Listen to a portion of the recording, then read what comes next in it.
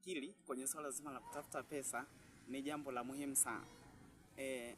Katika ulimwengu wa leo tumetofautiana kidogo na ulimwengu uliopita au miaka mingi iliyopita.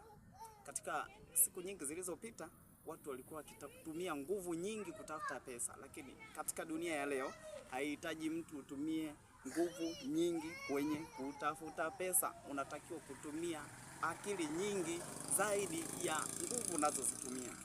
Na siku zote mtu anayefanikiwa ni yule anayetumia akili nyingi na sio nguvu nyingi. Kwa hiyo ushauri wangu kwako, ili uweze kufanikiwa, unapaswa kutumia akili nyingi kuliko nguvu unazozitumia.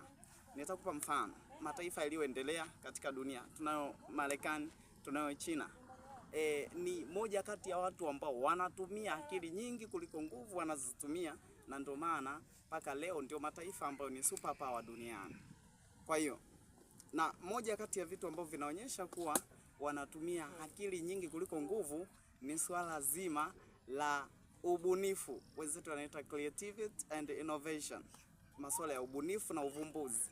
Hayo ni mambo ambayo yanayafanya mataifa haya kuendelea sana. Kwa hiyo katika maisha ya mtu mmoja mmoja, ili uweze kufanikiwa kwa haraka, unapaswa kutumia akili nyingi kuliko pesa, kuliko nguvu unazozitumia. Wekeza muda kwenye kutumia akili nyingi kuliko nguvu unazozitumia. Mfano mwingine ambao naweza nikakupa, mtu anaweza kakaa ndani na kutafuta mamilioni ya pesa kwa muda mfupi, na mtu mwingine anaweza akaenda kulima kuanzia asubuhi mpaka jioni, lakini asipate hata hayo mamilioni, akaishia tu kuwa maskini. Shauri wangu, tumia akili nyingi kuliko nguvu unazozitumia. Kwa mafundisho mengi kuhusiana na masuala ya pesa, unaweza kutufollow kwenye channel zetu za Isaka Money Mindset TV katika mitandao ya TikTok, Instagram pamoja na YouTube.